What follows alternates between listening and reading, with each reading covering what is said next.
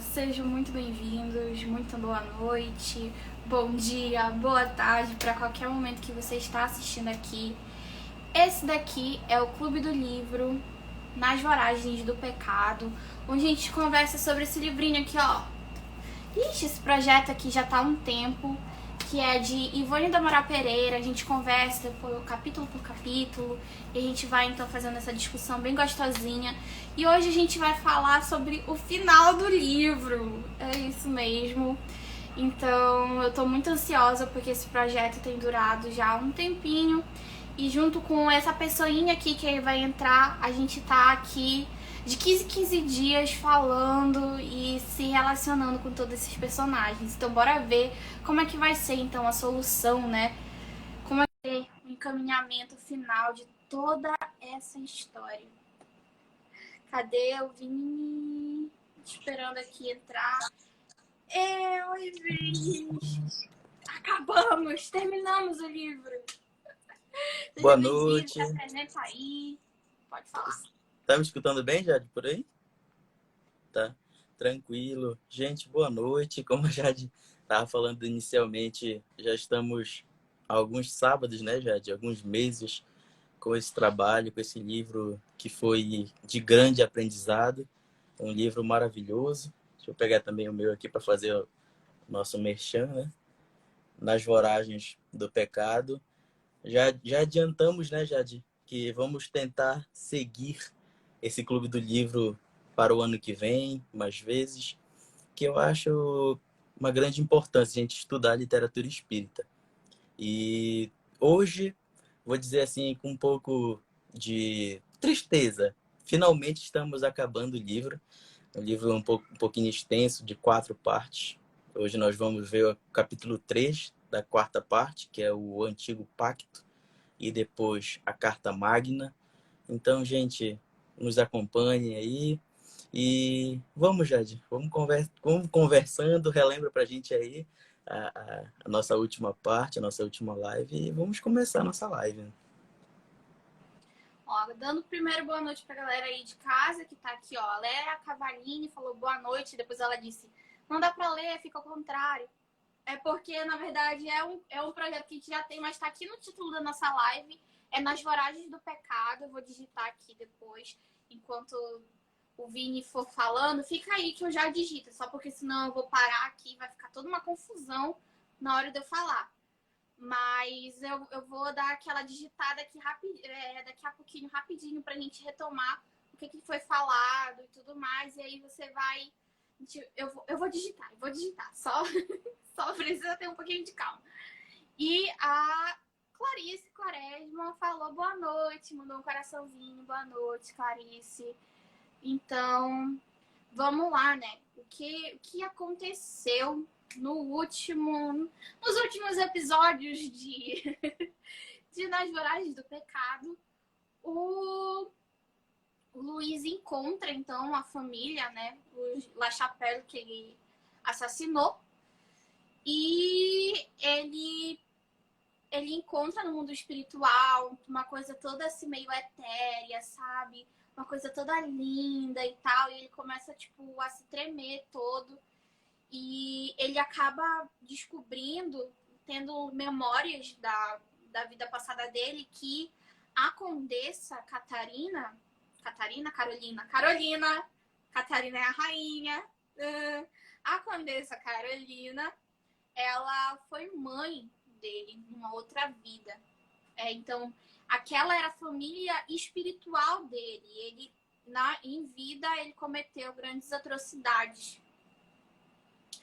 E aí, então, ele meio que adormece e é basicamente isso. Assim, a Otília continua não enxergando nada, tá ainda com a questão do ódio dela e basicamente foi isso, assim, relembrando o que vai ser importante da gente relembrar para continuar aqui. Aí agora é tu, Vini, que fala o que acontece neste capítulo, o último capítulo da quarta parte, que aí depois é a parte da conclusão, mas o terceiro capítulo da parte 4. Isso, Jade. A gente pode ir comentando, né? E como a gente é de costume, tu vai dando as considerações também, que é para ficar não só eu falando, mas nós dois completando um ao outro. Como a gente falou, ele adormece o Luiz de Naborn lá quando ele se reencontra com a família espiritual dele, e que esta família, gente, para quem está nos acompanhando e não conseguiu ler o livro, essa família é a mesma família que aqui encarnado era a família de Ruth Carolina, que era a quem ele tanto amava. E tanto é, Jade, que aí depois eu fiquei pensando sobre isso, porque tanto ele, ao ver ela, não sei se tu lembra dessa parte, ele retratava, Charles retratava ela como uma mulher do cabelo cor de ouro, que é radiante e tudo mais.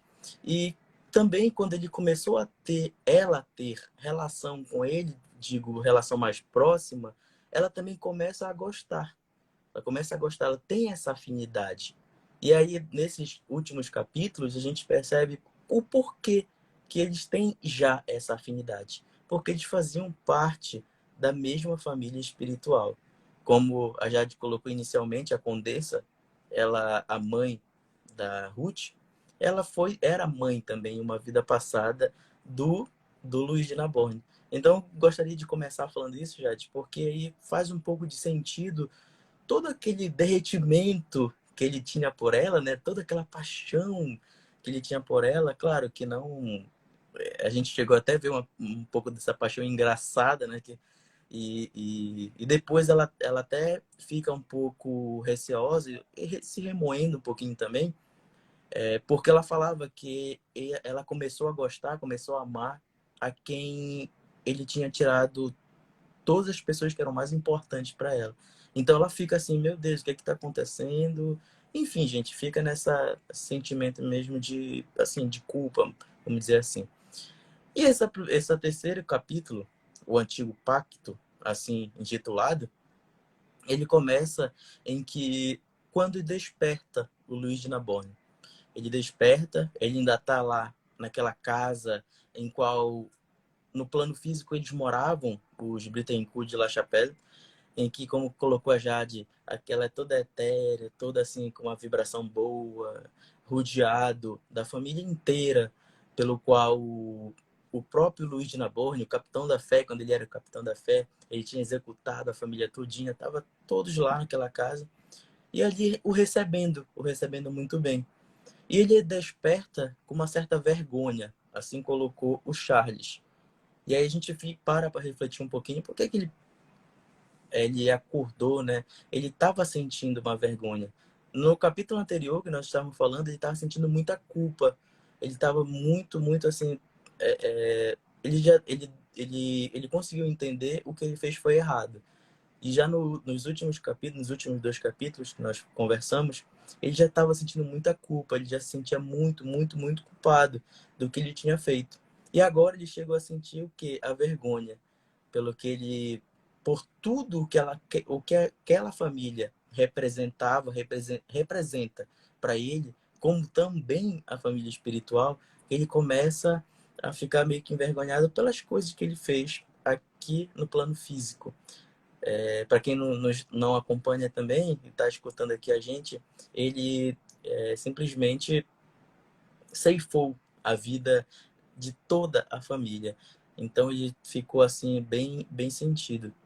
E nessa mesma hora dessa conversa ali, todos eles juntos, o Luiz ele reconhece uma certa assim, gente, inferioridade, como coloca o Charles, mas essa inferioridade moral dele para os Bittencourt de La Chapelle. Porque quando conta Charles nos capítulos anteriores, ele pensou que quando ele fosse ao encontro da família, ele pensou que eles iriam simplesmente se vingar, não iriam gostar, eles iam fazer alguma coisa que não fosse boa com ele. Mas pelo contrário, eles receberam muito bem o Carlos Felipe, que é o pai, né? E a mãe, que era a Condessa Carolina, eles receberam muito bem. Por quê? Porque faziam todos parte de uma família espiritual. E então, ele começa a essa conversa e foi o Conde Felipe Jade, o o primogênito Carlos Felipe, que colocou essa seguinte frase: mas uma Não, experiência foi o pai. Foi o Conde mesmo. o Conde. O, Foi o, o, o Master. foi o Carlos Felipe pai. Carlos Felipe pai. Então, para quem não sabe também, gente, ele era o Carlos Felipe pai, ele era como se fosse assim colocar como se fosse um pastor, já que eram protestantes. Ele era como se fosse um pastor ali que tomava conta daquela vila dos huguenotes. E ele diz o seguinte, sempre muito sábio, muito brando, ele coloca assim: mais de uma existência planetária nos ha visto unidos no mesmo círculo familiar. Tu, inclusive, falando para Luiz de Naborn, espiritualmente jamais estaremos separados, ainda que experiências importantes para o progresso individual às vezes nos obriguem a uma ou outra reencarnação fora do círculo afim, como acaba de suceder contigo. Então ele estava ali fazendo, consolando o Luiz de Naborn, colocando de que a família espiritual ela nunca se desfacela, vamos colocar assim, ela nunca se rompe de uma maneira brusca, mas sim às vezes quando reencarnamos, cada um vai para ali, vai para um canto, depois se reencontra, né, Jade, com melhores amigos, se reencontra como trabalhadores dentro de uma casa espírita, todo mundo junto, né? Enfim, gente, foi mais ou menos essa reflexão que eu tive quando eu consegui ler, quando eu li, na verdade, essa parte. E quando ele retorna, ele acorda, Luigina Borne, ele já acorda procurando pela Ruth. Na verdade, todos estavam falando, perguntando por Ruth, né? E a família, como a gente já falou, ela sempre tranquila, serena. Eles começam todos a entrar em prece, porque percebia-se a agitação do Luiz de Naborn. Ele ficou agitado, ele queria saber, porque, gente, desde alguns capítulos atrás, né, Jade, eu não sei qual foi a última vez que o Charles colocou o que tinha acontecido a, com a Ruth. Então a gente ficou até meio se perguntando, então veio só nesse último capítulo, que se sucedera a Ruth. Mas enfim, gente, continuando. Nessa mesma conversa ali, depois da oração, depois de o Luiz se acalmar, ele, ele enxerga umas crianças, 3 crianças para ser mais específico. E nesse enxergar ele começa a perceber como se fosse uma proximidade, né, Jade? Uma proximidade, uma afinidade bem grande. Acredito que um sentimento paterno, e ele na hora diz assim, alguém, né, na verdade fala para ele, são seus filhos. E aí então, ou ele Que pergunta, era né? uma das crianças lá dos La Chapelle que ele olhou. E Isso, aí, tipo, elas se aproximaram e quando foi meio que abraçar ele, oh meu Deus, eles foram meus filhos. E aí ele fica também um pouco assim. E eu acho que eu fiquei tão chocada quanto o Luiz, porque eu mandei pro Vinícius, meu Deus! Eu fui mandar pra ele, meu Deus, as crianças eram filhas dele. Aí o Vini, calma, calma que eu ainda não li. Aí, desculpa, spoiler. Mas eu spoiler. tava, tipo, muito chocada, assim, porque foi um negócio, assim, que a gente vai percebendo que o quão realmente ele tava... Ele não queria enxergar as coisas, sabe? Porque quando ele se colocou à predisposição de tudo aquilo, então, finalmente, ele viu, né? Ele viu a verdadeira mãe, ele viu os filhos dele, ele viu que eles eram a família dele, mas quando ele tava ali com toda aquela coisa do fanatismo e tudo mais, ele preferiu ignorar tudo aquilo, sabe? Então foi muito, assim, chocante pra gente. E Jade, e eu não sei se tu deve lembrar, né? Quando o livro retrata lá naquele início todo esse massacre e que foi chefiado pelo Luiz de Naborn, até Charles ele enfatiza que tinham crianças em que se eu não me engano, Luiz ou então ali os seus serviçais, eles não queriam saber. Eles simplesmente ceifaram a vida de todo mundo. Inclusive, ele coloca assim, eu vou colocar com as minhas palavras, entre parênteses assim, as crianças. Então, quando ele olha para essas crianças agora, já desencarnado, já com a memória relembrando de toda a sua trajetória, vamos colocar desse jeito, eu entendo a angústia dele. E aí até Charles coloca que ele chora copiosamente, ele... Enfim, gente, ele fica realmente muito mal. Porque antes ele começou a se culpar por ter ceifado a vida da mãe, do pai, enfim, da família espiritual dele. Agora não. Agora foi algo muito mais, vamos dizer assim, muito mais forte. Porque ele tinha, naquele momento, enquanto ele estava encarnado, ele tinha tirado a vida dos próprios filhos, sem nenhum remorso, sem mesmo assim olhar pelas crianças. Então ele fica excessivamente chorando, mal mesmo. E aí vem, né, Carlos Felipe II, que é o primogênito, agora é um degrau a menos, né, o Carlos Felipe II. Ele fala assim: não lamentes excessivamente esse passado, em que te acabas de sucumbir à tentação do poder arbitrário, desculpa, gente, do fanatismo sectarista. Cogita antes de adquirir forças para a reabilitação que se impõe e tenha esperança e ânimo forte, que o Senhor saberá prover o que, te, o que necessites para poderes vencer. Ou seja, ali Carlos Felipe dando uma grande contribuição para que, a partir daquele momento, quando ele recebesse todo aquela, vamos dizer assim, toda aquela força, todo aquele poder que ele tinha enquanto encarnado, que ele seja forte, né? Tenha ânimo, para que ele não venha a cometer de novo essas atrocidades. E aí, passando, né, disso, acaba ali a conversa, e já passa, Charles, ele já coloca, passando para Ruth, né, Jade? Já passa para... eu acho que era a parte que eu mais estava esperando. Como é que estava a Ruth? Porque faz uns capítulos que a gente não sabia dela. E ele passa para Ruth, ele coloca assim: a Ruth continuava em sua existência terrena. Olha, ela não tinha desencarnado, ela ainda estava lá em solos alemães. Estava na Alemanha, né? Alemanha, com o Frederico, convivendo com o seu esposo e imersa num leito amargo, doloroso de culpa. Então, quando a gente vai relembrando, Frederico de G, né? Ele foi buscar a Ruth lá em Paris, conseguiu levar ela para para o seu castelo, e ele ajuda sem querer algo em troca. Ele ajuda de verdade porque era uma pessoa que ele estava prometido, em que ele tanto amava. E desde aquela época, quando a gente estava, eu digo época, porque faz uns capítulos que a gente leu sobre a Ruth, desde aquele momento, ela ainda não tinha ficado melhor, porque ela ficou sentida por fazer tudo o que fez com Luiz de Naborn, e ainda sendo obsidiada pela Otília.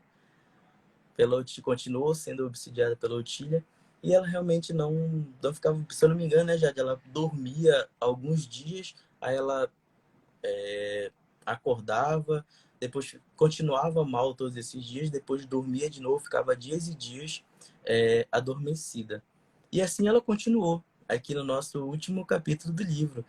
Ele coloca assim: no início do matrimônio foi mais ameno, mas depois a culpa voltou com mais força, mesmo que Frederico se dedicasse imensamente a ela e em trazer o evangelho para confortá-la. Mas ela negava, dizia que não era digna do evangelho por ter feito coisas horríveis. Ou seja, as pessoas ao redor dela meio que perdoavam, vamos colocar essa, perdoavam tudo aquilo que tinham feito, mesmo Frederico não aprovando, mesmo que a Blandina, Gregório, tentando fazer com que ela não fizesse aquilo, mas todos conseguiram, de alguma forma, continuar, mas ela não. Eu acho que por ela ter feito mesmo com as próprias mãos, ela sentia essa culpa. Ela simplesmente aqui, como diz Charles, ela não se perdoava, ela falava que ela não era digna do evangelho, e sempre Frederico, um príncipe de verdade, né? Tentava mostrar que não, que tentando mostrar o evangelho, a palavra, e ela falava que ela não era digna. E aqui, Jade, temos Marcos, capítulo 2, versículo 17. Queria que tu comentasse. E aí a gente continua aqui a nossa fala. Não, eu acho. Eu lembrei muito dessa passagem porque ela fala que ela não era digna do evangelho por ter feito coisas horríveis. Isso, tipo, marcou muito, assim. Que é o quanto que a gente acha, sabe? Que a gente não é digno por ter feito coisas ruins. E, na verdade, o evangelho ele é um remédio. E aí a gente pega justamente Marcos, capítulo 2, versículo 17, que é: E tendo Jesus ouvido isto, disse-lhes: Os sãos não necessitam de médico, mas sim os que estão doentes. Eu não vim chamar os justos, mas sim os pecadores. Então, assim, tudo que ela precisava era justamente escutar o evangelho, mas ela estava se negando àquilo. E ela se colocava onde muitos de nós nos colocamos, nessa coisa de nós não merecemos escutar a palavra de Deus, porque somos pecadores. Mas, na verdade, o evangelho, ele está aí. Jesus não veio para os sãos, ele veio para os doentes. Ele veio para pessoas como Ruth pudessem perceber que sim, cometeram erros, têm outras condutas muito mais saudáveis, muito mais felizes, mas que agora que ela cometeu esses crimes contra as leis divinas, há outras possibilidades. Ela não está para sempre perdida. Deus é misericordioso. Deus vai te dar oportunidades de rever tudo aquilo. A gente não vai ficar preso num passado e repetindo completamente louco. Não, a gente vai, segue em frente. E eu acho que essa que é uma das grandes belezas da gente ver as coisas com a questão da reencarnação. É de justamente a gente saber, eu tenho uma nova chance. Eu sinto e sinto muito por ter cometido esse erro, aprendo com ele e procuro me dispor a novas experiências para que não cometa mais. E a gente vai ver, então, na Magna Carta, né, um pouco sobre isso. Sobre essa questão de que, assim, não é um feliz para sempre. O que eles fizeram foram coisas muito graves. Os dois. Nabone matou em nome de Deus a família tão amada dele. Ruth amou somente os dela e não amou o Criador. Ela guardava muito ódio, muito rancor. Então eles precisam de novas oportunidades para experimentar e vivenciar. Ah, falhou nessa vida? Falhou. Mas eles vão para uma outra vida. É isso. Vamos para uma outra vida e vamos viver. O que nós estamos fazendo aqui? A gente com certeza está aqui, além, lógico, de aprender, espiando coisas que a gente falhou, que a gente infringiu contra as leis divinas. Certeza. Eu, pelo menos, tenho certeza disso. Que eu cometi alguma coisa e vamos espiar. Bora espiar. Nem sempre é fácil, lógico. Mas só da gente pegar e se botar sobre a questão de renúncia, já é um grande passo. E aí agora eu passo isso pra ti, Vini. Verdade, Jade. Grandes reflexões de acordo com vivências, né? E esse é o nosso propósito, de acordo com vivências do livro, trazer pra gente, colocar a gente percebendo o que nós estamos fazendo, se nós estamos, como aqui citou o evangelista Marcos, já citou, se a gente está conseguindo aceitar de fato Jesus. Eu sei, né, gente? Todo mundo aqui pode errar alguma vez, seja com uma palavra um pouco mais grosseira, um ato mesmo que seja, mas estamos sempre dispostos a mudar. Estejamos, na verdade, sempre dispostos a mudar. E continuando, voltando para o nosso livro maravilhoso, Charles, ele continua dizendo que a Ruth, ela começou vamos dizer assim, a sentir um pouco presa nas sombras. Aí coloca nas sombras das suas emoções. Presa em fitar uma janela. Fitar aquele olhar, uma janela. E depois passava horas descendo e subindo escadas chorando. É assim, gente, e até que caiu. E aí a gente consegue perceber de que ela já não se encontrava em si. Não sei se estava já algum processo obsessivo, a gente pode até comentar, né, Jade? Mas já não estava muito em si. Mas por que ela não estava muito em si? Porque, como coloca a Charles também, logo depois, a Otília, a sua amiga, aquela que foi a mentora da vingança, a mentora da vingança, ela agora estava despejando, ela estava assim, vibrando no ódio agora para a Ruth, para sua parceira, né, de, de vingança. Agora ela estava despejando o ódio para Ruth. Mas por quê? Porque ela estava despejando o ódio para Ruth? Porque ela pensava que a Ruth tinha liberado o Luiz de Naborn lá da masmorra que ele estava preso. Porque ela teve um encontro com ele. Não sei se vocês lembram capítulos anteriores. Ela teve esse encontro. Então, na cabeça dela, ela pensou que ele estava o quê? Que ele já estava livre. Que ele já não estava mais preso, que ele não estava mais sofrendo. E aí eu estava aqui, né? Pois acreditava que a Ruth tinha ajudado a liberá-lo de sua prisão e por isso descumprido o pacto que ela tinha feito.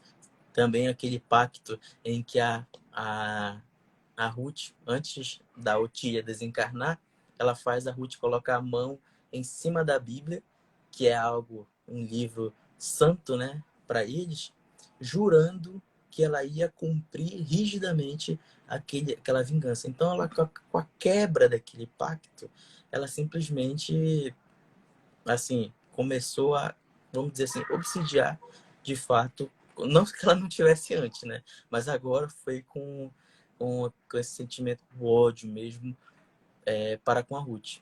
E até colocou aqui, né, já de possessão mental definitiva, fascinação ou então subjugação. Gostaria de falar alguma coisinha sobre... A gente até falou nos capítulos anteriores sobre essa questão da obsessão. Acho que quiser complementar agora, de fato. Assim, é porque, assim, a possessão... Fala aqui, a possessão mental definitiva, né?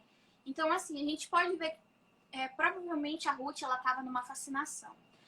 No começo do livro e tudo mais, a Otília estava fazendo uma obsessão, mas digamos que uma obsessão leve, galera. Ela pegava e ela sussurrava, ai, faz aquilo, faz aquilo. Então ela estava acompanhando lá, mas ela ainda não tinha nenhuma decisão, ela não criava ilusões, nem nada do tipo. Então era aquela obsessão simples. E aí, depois, quando ela começa a ficar chorando, e ela vê como é que tá o Luiz, e ela vai, e ela fica fixando numa janela, descendo e subindo escadas e tudo mais, ela já tá um tanto desequilibrada. Isso daí já seria a fascinação. Por quê? Porque a Otília tá ali, tá dando visões para ela e tudo mais, e tá... só que ela ainda tem algumas questões de decisões. Tanto que o Frederico, ele ainda fica lendo, tentando e tudo mais, mas ela fala assim, ai, eu não sou digna disso. Eu não quero o evangelho, isso aqui. Então, ela decide.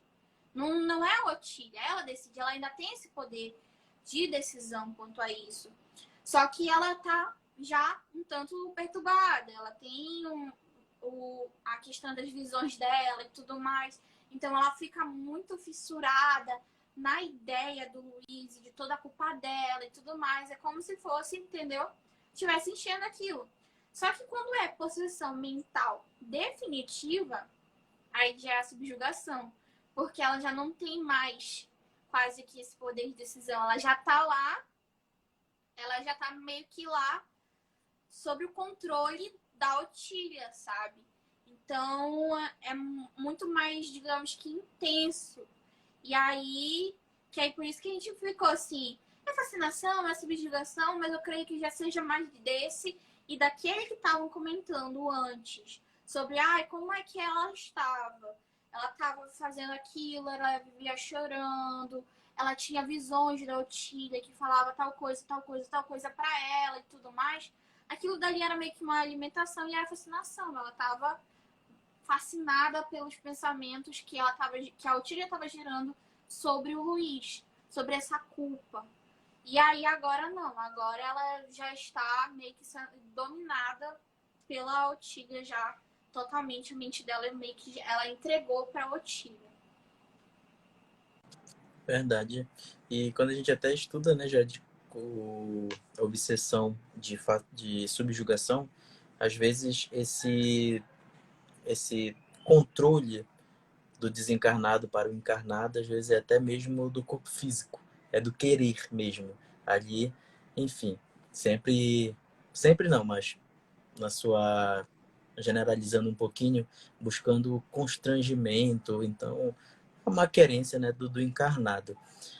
E aí, gente, voltando de novo para o nosso capítulozinho, já vamos para os finalmente.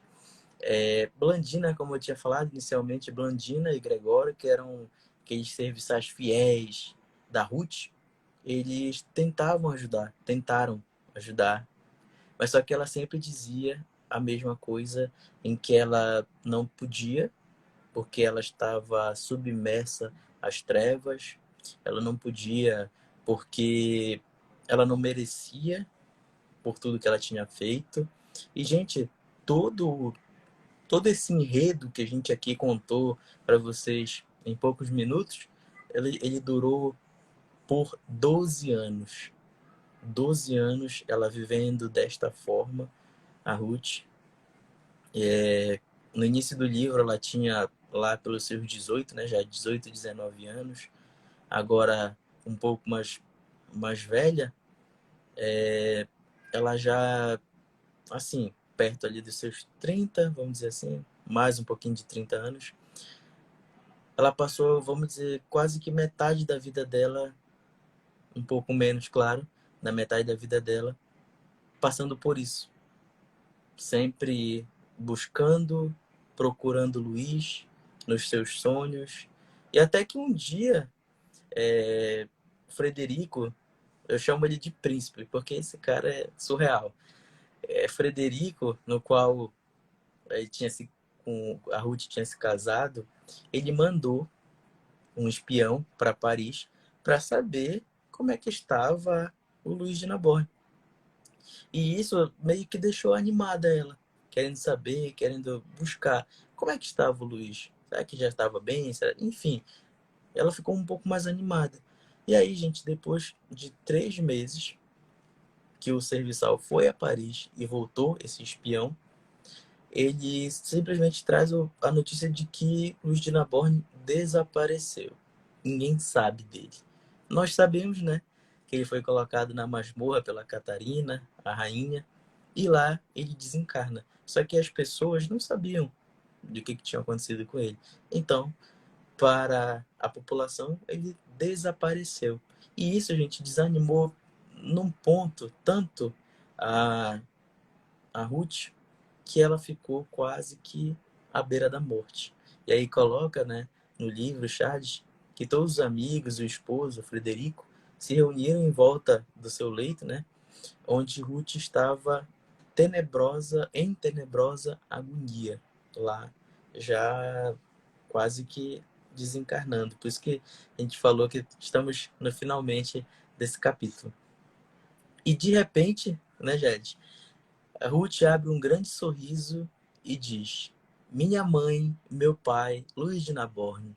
Ó Luiz, até que enfim viestes todos ao meu encontro. E depois que ela fala essa seguinte frase, já quase desencarnada, ela realmente desencarna.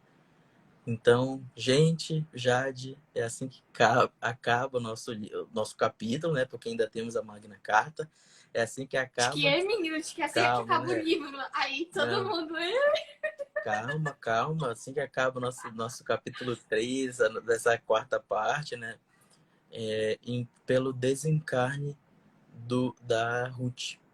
Em que eu não sei se era algo da cabeça dela, ou que se realmente o pai, a mãe, Luiz foram à recepção dela no seu desencarne.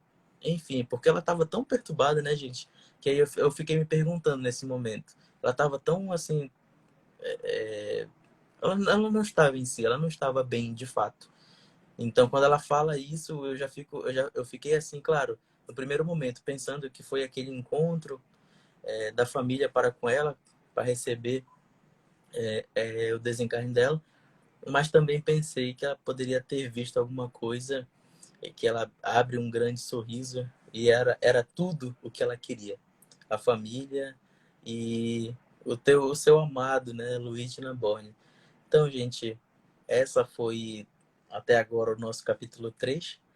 Já vou deixando a palavra aí com a Jade para que a gente vai discutindo também a Magna Carta, né, Jade? E aí, o que diz pra gente? Exatamente. A Magna Carta é basicamente a conclusão. Eles separaram, então, numa coisinha especial, para falar assim, então, aconteceu isso, isso, isso, isso, isso, isso. Enfim. Então, agora é o momento da gente ir explicando. Mas deixa eu só ler aqui, ó. A Camila disse que foi uma vida bem triste, né? A da Ruth. Infelizmente, tipo, o começo foi bem feliz, mas o final, por tudo aquilo que começou e tal, com o massacre, depois ela ainda prolongou muito mais esse sofrimento, foi bem, bem triste essa parte final, né, da vida dela. E aí, na conclusão, a Magna Carta, ele vai começar com um trecho do Evangelho segundo o Espiritismo, o capítulo 27, no item 21.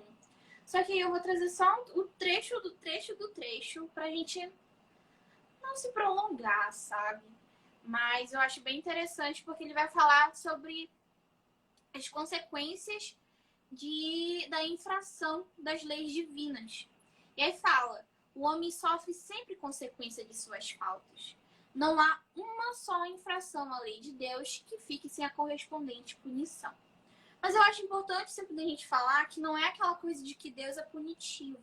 É porque meio que é por conta da ordem. A gente vai infringir uma ordem, então a gente vai recompensar. Até porque a nossa consciência fica. A gente vê, por exemplo, o Luiz, a Ruth, quando eles vão tomando cada vez mais conhecimento sobre as coisas e como elas são, eles meio que caem naquela coisa de que eu preciso arrumar um jeito de ajustar tudo isso. E a gente vai vendo diversos outros personagens. Então é meio que é uma lei. É a lei, e aí meio que a nossa consciência, como está escrito na nossa consciência, a gente quer então segui-la. Então eu acho importante também da gente colocar pra gente também não ficar só pensando assim, ai, porque, sabe? Mas aí, vamos lá, né? O que o Charles fala? Charles fala que Ruth de la Chapelle, após o período de perturbações comuns ao despreendimento do espírito do seu túmulo carnal, viu-se, por assim dizer, reunida a Luís de Narbonne e aqueles que foram seus pais terrenos, isto é, a condessa Carolina e o conde Felipe. Mas ela não pode conviver com o restante da sua família, inclusive com seu amado irmão mais velho, Carlos Felipe II. Por quê? Foi meio que dada uma concessão para que a mãe, a Carolina, e o conde, que era o pai, pudessem, principalmente a mãe, a condessa Carolina, pudesse reeducá-la moralmente, mas que, como ela tinha infringido diversas leis e por conta daquelas pessoas amadas, ela poderia entrar, digamos que ela poderia entrar num conflito, sabe?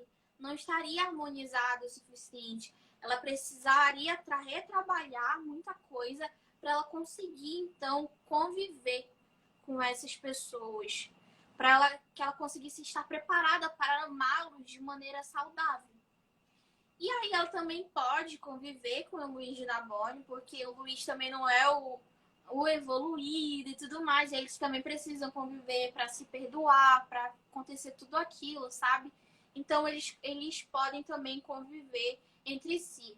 Só que o Luiz, ele pode tanto ficar do lado dela, quanto ele pode ir lá com a família espiritual, o restante. Só que ele ficava mais tempo com a Ruth.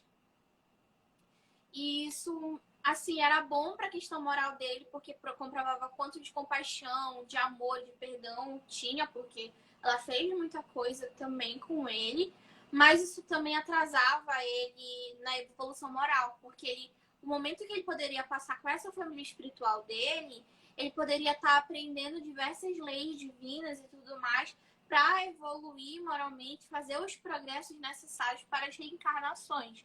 Então tinha essas duas coisas.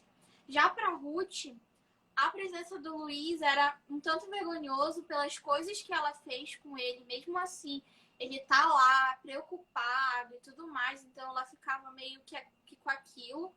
E ela também meio que tirava um pouco da paz dela, por quê?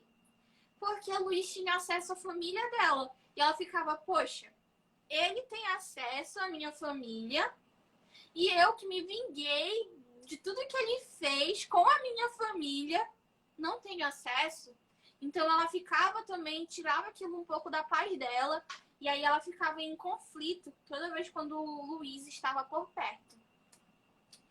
E aí,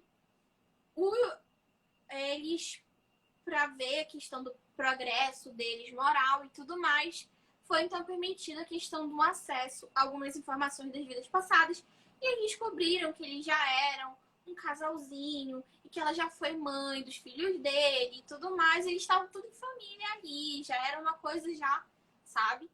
Só que, assim, o convívio no mundo espiritual entre eles dois estava insuportável. Os dois estavam muito tristes, muito, muito, muito tristes. A Ruth, por conta dessa coisa de tudo que ela fez, ela ainda carregava muito daquela culpa. E envergonhada também diante da família dela. E o Narbonne também, ele ficava ainda meio que atrás, sabe? De compensar a Ruth e tudo mais. Só que era uma coisa muito de muito conflito. Então, o que decidiram? Aí a Ruth começava a questionar a questão de Deus, que Deus esse é justo, e que Deus justo é esse que me exila enquanto deixa ele ali e não sei o quê. E eu não entendo também será que eu tô no inferno? Porque eu estou sofrendo muito e eu tenho que ficar vendo o Luiz, eu não entendo também os meus sentimentos pelo Luiz. Eu amo, eu odeio. E quando ele se aproxima, eu quero o afastar. E quando ele está ausente, eu tô sofrendo, porque eu quero que ele fique perto. Então, ela tava muito perturbada mesmo, sentimentalmente, porque ela tinha ainda muito disso.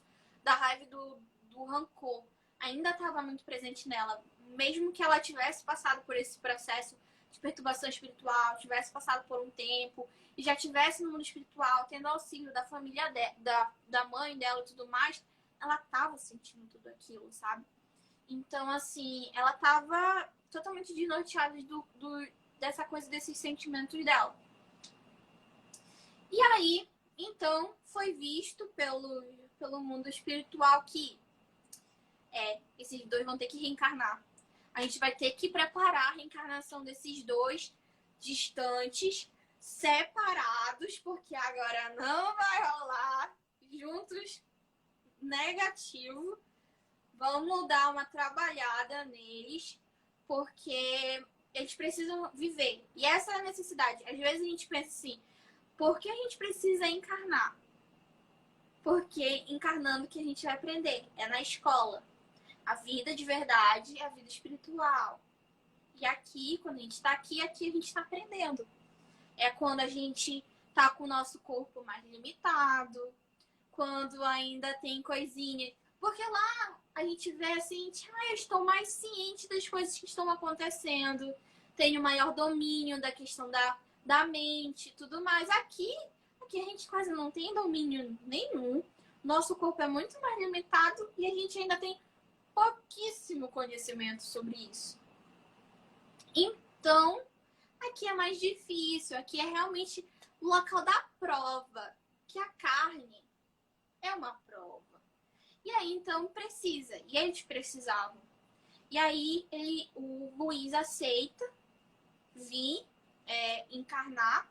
Então, o Carlos Felipe II, que é um cara, assim, muito evoluído, ele vai, prepara, vai lendo o Evangelho, vai ensinando as leis divinas, as interpretações, como é que funciona. Ele está preparando moralmente o Luiz para que ele não caia de novo, não vá falir de novo nessa área que é tão complexa para ele. Já a Ruth, ela tava meio assim. E aí, só colocar, pera, eu esqueci. Mas vou colocar aqui um trechinho que fala sobre a reencarnação. A reencarnação é a lei que se impõe ao espírito revel, destituído de méritos, cuja consciência pesada antes se afina com as sombras terrenas do que com as claridades espirituais. Quanto à morte carnal, é lei que se impõe ao homem. Então a gente vê tudo aquilo lá que era a reencarnação é necessária. Porque você vai aplicar a lei, você vai ser testado também. E você vai ser espiado por aquilo que você fez. Só que com a Ruth é mais diferente. Porque ela tá endurecida pela raiva. E aí a mãe dela, a Condessa Carolina, vai, linha ela e fala assim: filha, você quer ver seu irmão? Você quer reencontrar o restante da sua família que você está exilada? Só tem um jeito, uma única maneira. Reencarna. Reencarnando, fazendo um processo bonitinho, você vai conseguir, então, ter a permissão de encontrá-los. Porque você vai estar mais equilibrada, você já vai estar com o coração mais limpo de toda essa raiva e mais pronto para amá-los verdadeiramente. E aí ela fica assim, ai, mas tipo, da minha reencarnação passada não tive culpa. Vocês morreram e aí eu fiquei sozinha, sem ninguém para me orientar. E aí a mãe dela falava assim, não, mas Deus nunca deixa ninguém a sós. E eu acho que é sempre importante a gente pensar nisso. Nunca deixa ninguém a sós. Ele sempre vai mandar uma vozinha que assim vai ter uma apariçãozinha, vai ter aqui os espíritos e vão falar, filha, olha, esse caminho não tá legal aqui não. Ou vão ter pessoas que vão ser inspiradas e que vão falar, vamos conduzir para isso daqui. E que foi o caso que a Condessa fala. Você teve o Gregório e a Blandina. Eles estavam ali, a gente lembra, vai lembrando da história, os dois vão, a Blandina e o Gregório. Não faz isso, vamos perdoar. 70 vezes 7. Lembra do Evangelho, lendo. E outra, mesmo que a Condessa não tenha lembrado, mas tinha o Frederico também, lendo o tempo todo. E aí... Oi, diga. Desculpa rapidinho, é que tu falou esses três nomes, aí me veio na cabeça o próprio irmão dela, o Carlos Felipe II, que a todo momento, quando ela recebia aquele falatóriozinho da Otília, Carlos Felipe também vinha para ela com os seus conselhos, né? Então, realmente, busquemos essa fala aí da mãe da Ruth, da Condessa, para ver quem é que será, né, Jade? Esse nosso enviado de Deus. Quem é que está dando para a gente essas oportunidades novas? Desculpa, Jade, continue. Não, amiga, você pode falar quando você quiser.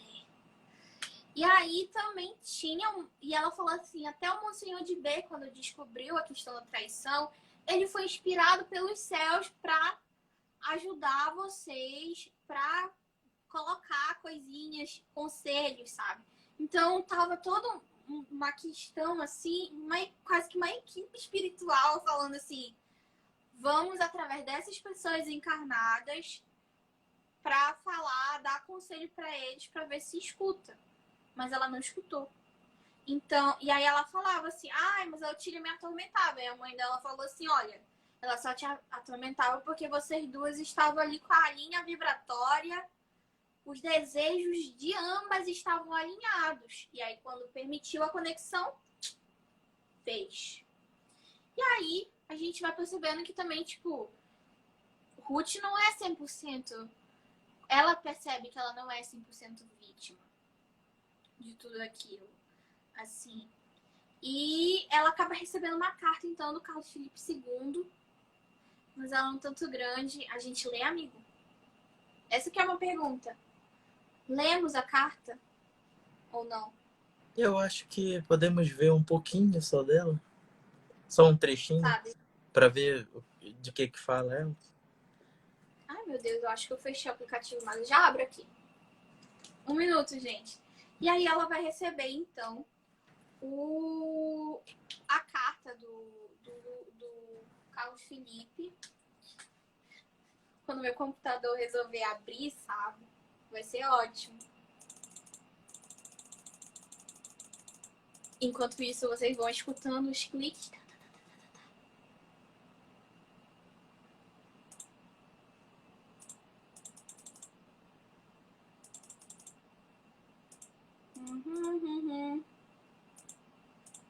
Achei? Achei, gente. Achei. Aqui. A carta. Sim, minha Ruth.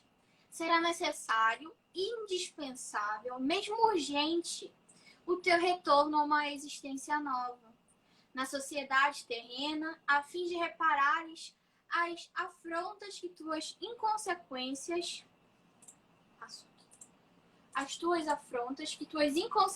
fizeram a ti mesma, a tua consciência descendente do ser divino e criador, que rege o universo sem fim. Volta à terra, minha Ruth, renasce em outro corpo, em berço triste, rodeado de solidão e saudades, entre vozes que parecerão hostis à tua alma, e não por aquelas que por entre beijos e afagos te ensinam o balbúcio das primeiras orações a Deus.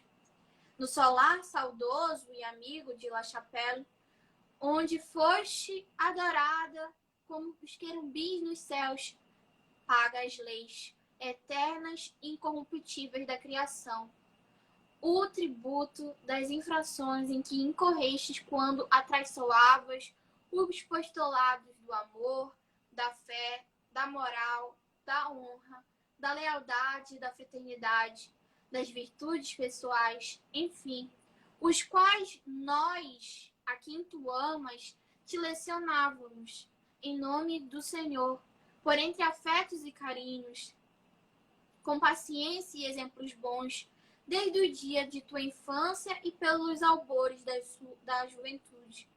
Renasce em ambiente diverso daquele que te foi tão grato em ambiente hostil, que te leve a sentir a felicidade que perdeste ao atraiçoares os princípios honestos em que iniciaste tua marcha progressiva para Deus.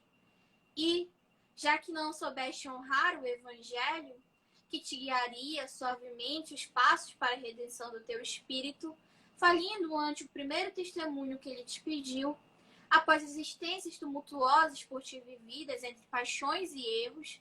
Então aqui ele já pega e já vai falando um pouco sobre como foi a vida, né, passada da Ruth. Foi a primeira vez que foi pedido, então, meio que uma prova. A prova de que você realmente ama a Deus.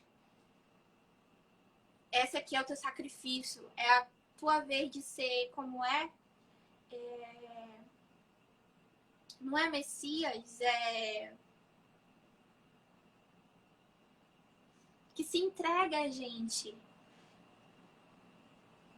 Não é Messias. Que se entrega.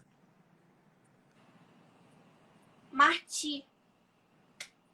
Era a vez dela e ela acabou falindo. Da primeira vez que pediu, prova o teu amor. Prova tua fé no Evangelho. Depois de vidas e vidas de diversas paixões e diversos erros. Suporta uma existência entre disciplinas austeras e irremediáveis, no retiro religioso, onde aprenderás a domar o orgulho que te perdeu, onde as humilhações impostas pelo regime conventual extraíam do teu coração a voluntariedade que te levou à inconformação com as peripécias da existência e a revolta contra Deus. Aí aqui eu achei bem Abigail, assim, falando para Pedro. Sofre, chora, trabalha, luta, serve, obedece, ama, renuncia. Aqui eu acho que assim, porque a gente vê, né, ama, trabalha, espera, perdoa. Aqui é pra, assim, vamos servir, né? Mas é um servir de boas, é um servir tranquilo e tal. Aqui é um servir que tu tem também que espiar. Eu acho que é a versão expiação do que se fez. Então, além do trabalha, perdoa, ama, tem o sofre, chora, luta, serve e obedece. Que era uma coisa que a Ruth não estava fazendo.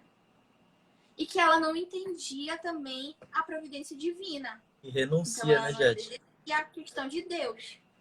E renuncia. E renuncia. Que ela não...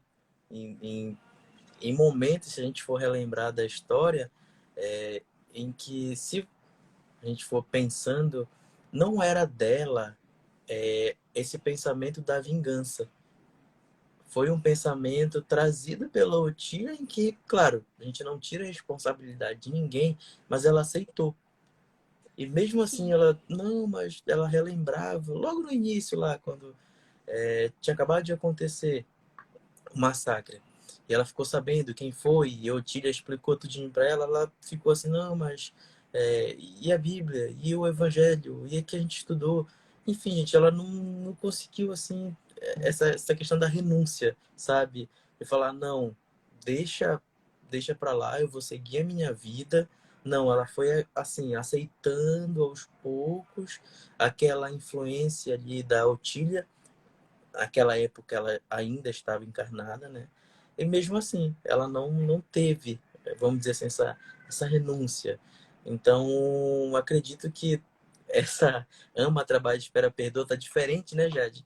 Em que eu achei mais interessante é que ele coloca sofre, chora. Por quê? Porque aqui no momento presente, não só a Ruth, mas como nós aqui estamos conversando, eu, Jade, vocês que estão escutando e que vão escutar, quem que aqui nunca sofreu, nunca chorou? Mas ele coloca logo em seguida, trabalha, luta. Então é muito interessante mesmo, Jade. Perfeito, assim. E aí a gente vai vendo, assim, a gente vai vendo em cada coisa que ele vai colocando, vai lembrando, né, da vida dela, dessas coisas que ela precisava para aplicar na vida dela. Então é meio que um mantra que ela vai precisar na próxima vida para poder voltar. E aí, pulando mais um pouquinho, porque realmente é muito extenso, Te esperarei aqui mesmo, até que, redimida de tantos desatinos, voltes aos meus braços para a fruição de uma felicidade sem ocasos. Abençoada pelo sempiterno, porque harmonizada com as sublimes leis do amor divino e da fraternidade universal. Vai, minha Ruth, este será o recurso único com que poderás contar para venceres o abismo que no momento te afasta dos caminhos ditosos que te conduzirão a Deus. Vai, não procures outro recurso, porque não encontrarás. Não terás outro, não haverá outro. Então é aquela coisa, é só por reencarnação, gente. A gente pode passar milênios no mundo espiritual tentando, mas a gente vai ter que uma hora passar pela reencarnação para voltar. É aquela coisa assim que a gente lembra, por exemplo, do André Luiz. André Luiz teve um despertar espiritual muito grande lá no mundo espiritual. Que até lá no filme do Nosso Lar falava, eu nunca vi um despertar tão intenso. E aí ele pode passar, assim, 70 anos estudando, mas vai ter uma hora que ele vai ter que voltar. E ele tem consciência disso. Ele terá que retornar para ver todas as coisas que aconteceram na vida dele, para ele espiar, para trabalhar e exercer o que ele aprendeu no mundo espiritual. É aquela coisa, o mundo espiritual ele meio que é um curso preparatório. A gente vem aqui pro vestibular, pro nosso Enem aqui, que é a Terra, e a gente passa. E aí depois a gente volta. Então a gente precisa disso. A gente precisa para adentrar, passar por essas provas, passar por essas vidas. E aí ele fala, não haverá outro. É isso que ela precisa. E aí, então, vamos lá. Deixa eu retornar aqui. Ruth renasce para uma série de expiações, enquanto Luís a perde de vista porque ele também vai reencarnar novamente. Distantes, um separadinho do outro. E até na mensagem, na carta, né? Ela decide, então, que ela, não, eu quero ver minha família, então eu vou voltar mesmo, vou reencarnar. E na carta do Carlos Felipe ele fala, você vai estar num local sozinha, não vai ter a sua família, porque você foi sempre abraçada e tudo mais, mas dessa vez você vai estar sozinha. Você vai estar numa família em que você vai se sentir uma estranha dentro dessa família. Mas você vai seguir aprendendo e exercendo todas as leis divinas. A Camila, no caso dela, ela precisava até do esquecimento que a reencarnação traz. Exatamente. Porque a lembrança dos acontecimentos estava perturbando ela. Perfeito, perfeito. Tipo, ela precisava dessa nova questão para poder aprender, para poder ir. Era uma questão terapêutica. Que eles vão vendo, não, essa solução aqui vai ser a melhor. E ela precisava realmente do esquecimento, porque ela ficava agoniada com tudo isso.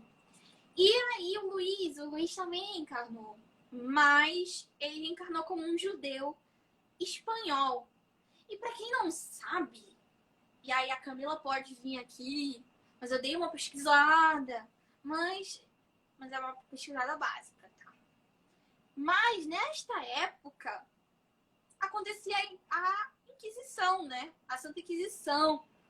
E aí vinha a questão espanhola. E um século antes de todo esse rolê aí do livro, estavam havendo perseguições em relação aos judeus na Espanha. Inclusive, em 1492, teve, se não me engano, o Tratado de Alhambra, que foi uma determinação dos monarcas espanhóis para perseguir, e inclusive teve um êxodo muito grande que foi meio que expulsão desses judeus, e que ainda estavam tendo muitos, e que ou eles se convertiam ou eles iam embora. Eles se convertiam ao cristianismo e eles iam embora. E teve também muita questão de que novos cristãos, que eram esses judeus e tudo mais, eles eram caçados. Tinha muita confusão. Teve um outro negócio que eu também achei que, então, assim, os judeus nessa época eles estavam sendo muito perseguidos.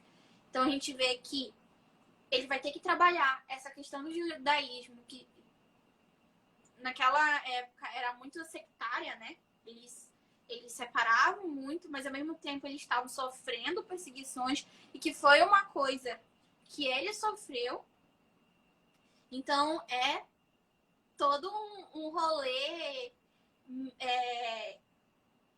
religioso que ele entrou e que ele vai ter que pegar. Ele é minoria, mas ele também tem que trabalhar toda essa questão, sabe?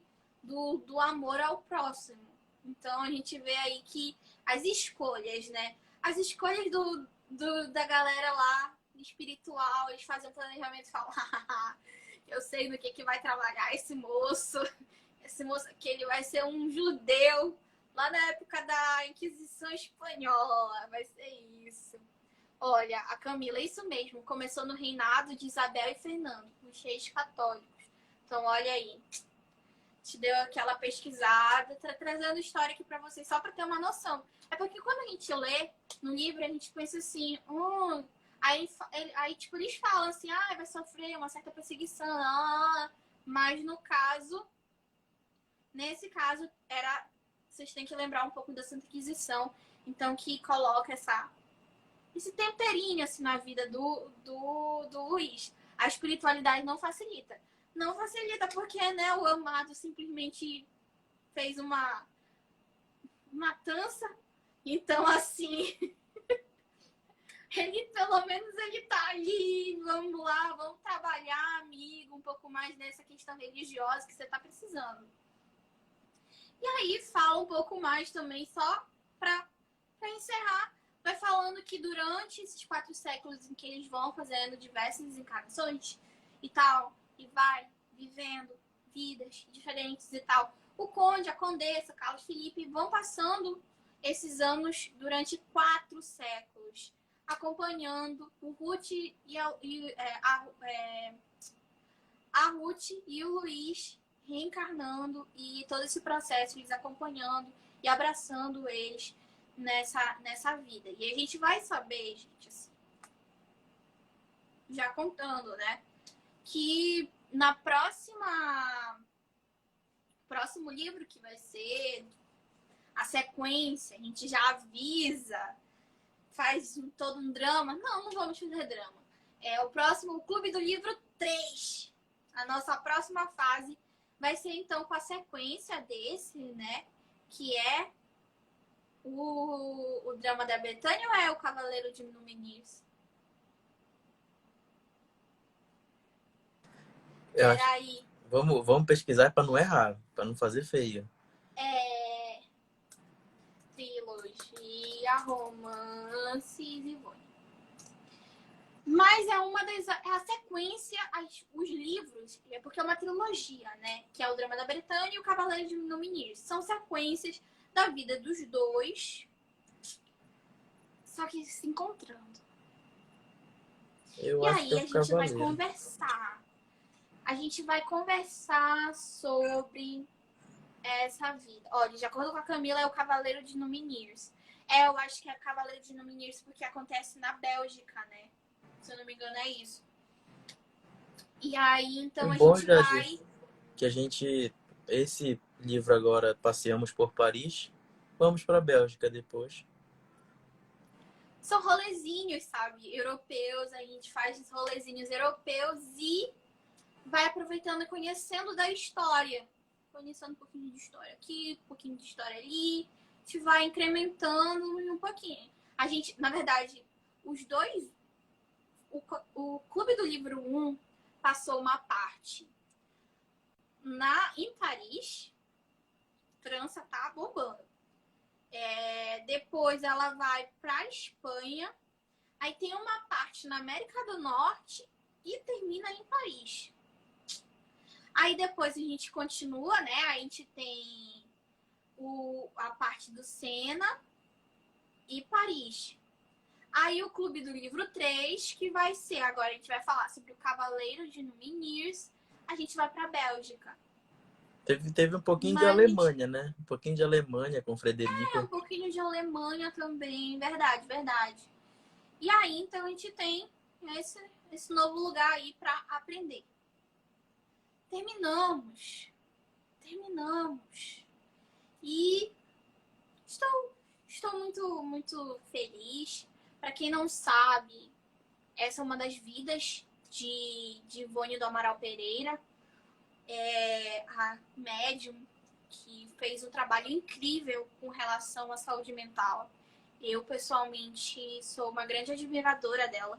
Não é à toa que eu escolhi. Eu meio, ai, vamos fazer uma votação. Eu falei, não, eu quero ler Nas Moragens do Pecado, e é isso. Foi foi um sistema jadicêntrico, foi isso, porque eu queria realmente conhecer mais sobre ela, porque ela fez um trabalho muito especializado na questão de saúde mental e tudo mais, e ela vai narrando, vai psicografando sobre as vidas dela, e eu acho muito importante da gente ver também dessa maneira mais humana, sabe? E se identificando. E a história de Ruth, ela é muito impactante mesmo, de Ruth, de Luiz, que a gente vai se identificando de cada coisinha, assim. E, assim, não é o final feliz. Ai, eles se casaram e se perdoaram, então felizes para sempre. E eu sei qual é o final da história deles, final da história deles, assim, porque, para quem não sabe, não vai ser spoiler, né, gente? Mas a Ivone, ela então reencarnou no Brasil e ela se sentia uma estranha. E ela se sentia muito estranha. E ela falava que ela tinha, tipo, outras famílias, outro pai e tudo mais. E assim, ela nunca se casou, ela nunca. Ela teve um dia que ela ia se encontrar com um cara, um polonês, que era parça dela do Esperanto. E aí o mentor espiritual dela olhou pra ela e falou, pra onde você vai? Aí ela falou assim, eu vou encontrar meu amigo. Aí ele falou, não, você não vai. Por quê? Aí ela, por quê? Então, ele é esse cara aqui que, que vocês têm essa história aí. E se vocês se encontrarem, vocês vão se desestabilizar. E aí ela não encontrou ele. E então foi isso, assim. Ela decidiu cumprir a missão dela, não desestabilizar ele. E assim, talvez no mundo espiritual, aí eu não vou saber. Ai, talvez no mundo espiritual, mas aí eu não vou saber. Eles possam se encontrar agora, estejam muito mais, né? Porque ele estava se dedicando ao Esperanto e tal. E ela também tinha toda a questão da mediunidade, trabalho espírita. Ela teve todo um desenvolvimento. Então agora eles podem talvez ter se encontrado, ser uma coisa a mais. Mas eu já estava esperando que não ia ser um final. Eu lembro da Aninha, que ela não teve paciência e já leu tudo. E ela me mandando assim que ela... Nossa, eu chorei horrores, não sei o que. Eu fiquei assim, ai, mas eu não tô esperando. Eu acho que, na verdade, foi até bonitinho. Foi até Jade, bonitinho o jeito que terminou.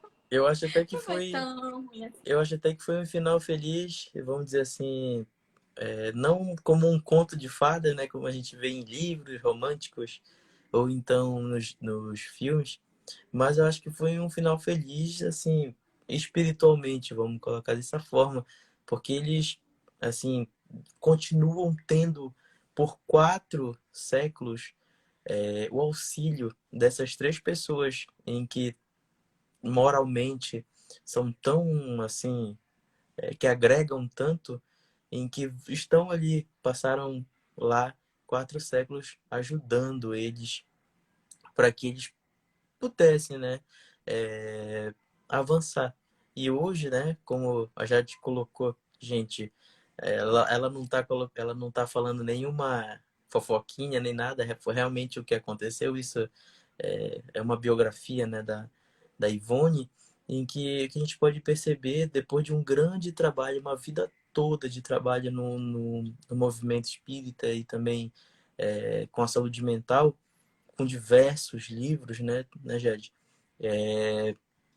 A gente consegue perceber que agora sim, ela optou por não ir ao encontro do amigo polonês, porque ela já tinha entendido tudo aquilo, ela entendeu tudo aquilo.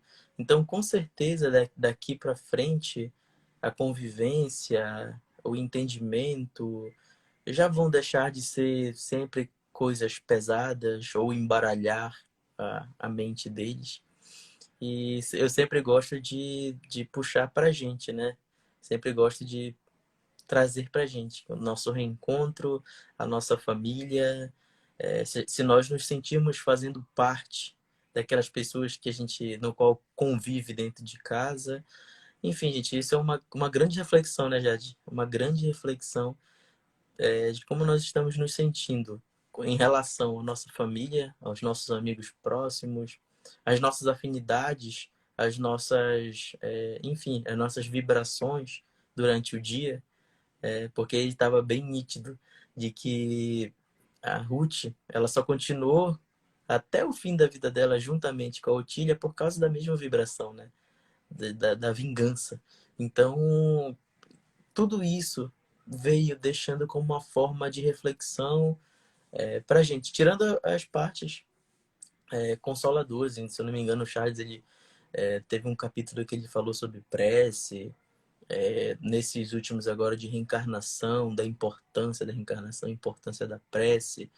Enfim, gente, foi um livro assim para que a gente, claro, trazendo a história lá da Ivone, a história da Ruth, de terceiros, mas sempre para que a gente possa refletir a gente, no nosso íntimo.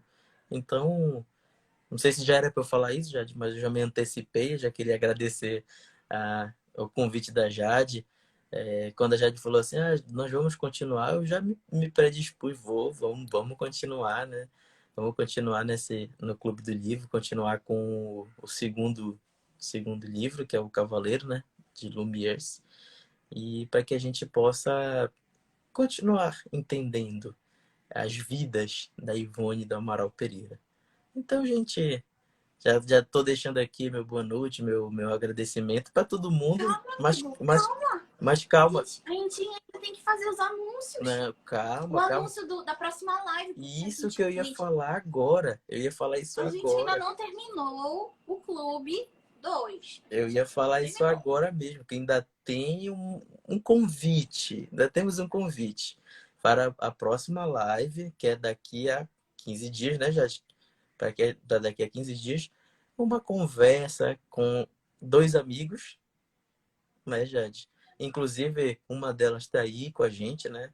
Como sempre esteve durante esses anos, esses sábados todos, e um outro grande amigo conversando. Vou deixar esse convite para que a Jade possa falar um pouco mais para vocês, mas eu me antecipo, como eu falei para ti, Jade, me antecipei, dando meu boa noite, meu agradecimento, mas a Jade ainda tem anúncio. Calma, gente, rapidinho.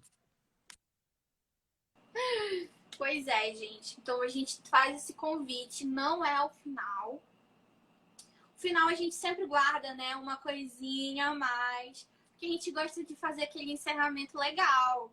Não vai só falar, não, a gente vai fazer um evento, que é a live, que é uma roda de conversa, junto com a Camila Freire, que ela vai estar com a gente, e com o André Pádua, do Espiritista Nerd. E a gente vai conversar sobre o que Deus espera de nós. A gente vai fazer uma roda de conversa, vai ser um papo bem cabeça, envolvendo um pouco sobre todas as discussões, porque a gente vê muito que fala sobre Deus e tudo mais, e cada visão de Deus e de religião e tal. E a gente queria fazer essa conversa de o que afinal Deus espera de nós? O que Ele quer da gente, sabe? O que Ele quer conversar? O que a gente tem que fazer sobre isso? No nosso dia a dia, na nossa religião, em todas essas concepções. Vai ser uma coisa bem aberta, mas eu espero que vocês venham assim para conversar.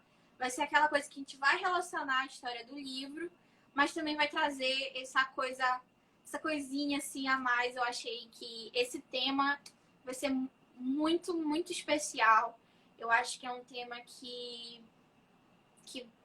é necessário a gente começar a pensar, né? O que eu faço? O que Deus está esperando de mim enquanto filha dele? O que vocês acham? Então a gente vai conversar e eu espero que vocês participem, comentem, tudo mais no sábado do dia 6 de novembro, às 8 horas, que vai ser então a nossa cerimônia de encerramento do Clube do Livro 2. A gente faz assim com todo o coração. Quer falar, Vini? Só se eu não me engano, o sábado é 6 de novembro, né? 6 de... isso. Eu tava me atualizando aqui.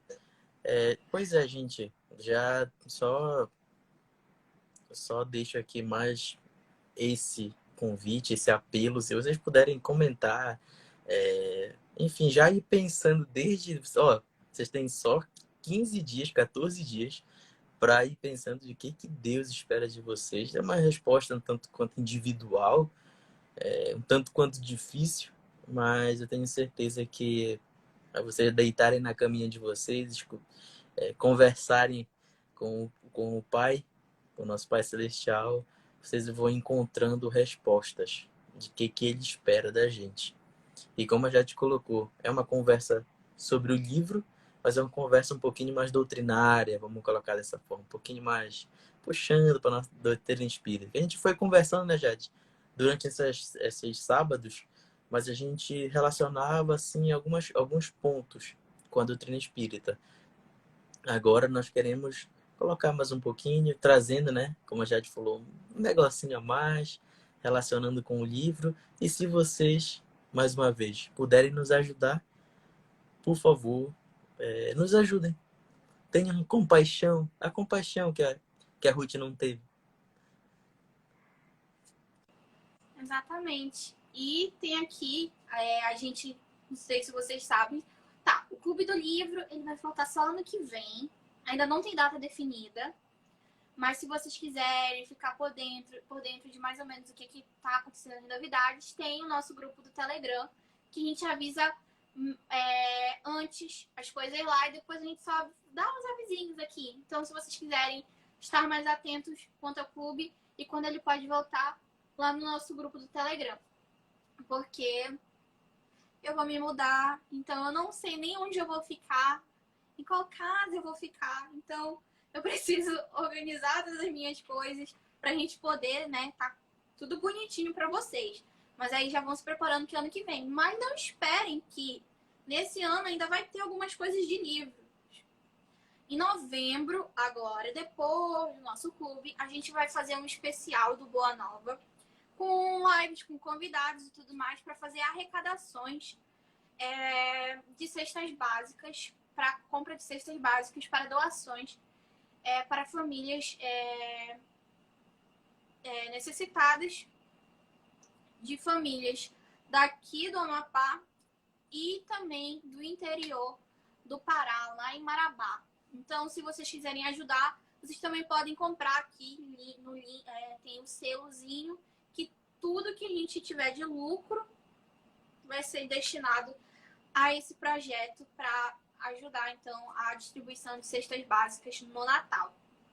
É isso, gente, assim, eu não vou me prolongar muito hoje, porque eu tô muito contente e eu espero, então, que vocês que estão chegando agora possam acompanhar, então, o clube que está gravado tanto no YouTube quanto aqui no IGTV. E a gente se vê até no dia 6 de novembro para conversar sobre o que Deus espera de nós. Beijinhos, tchau!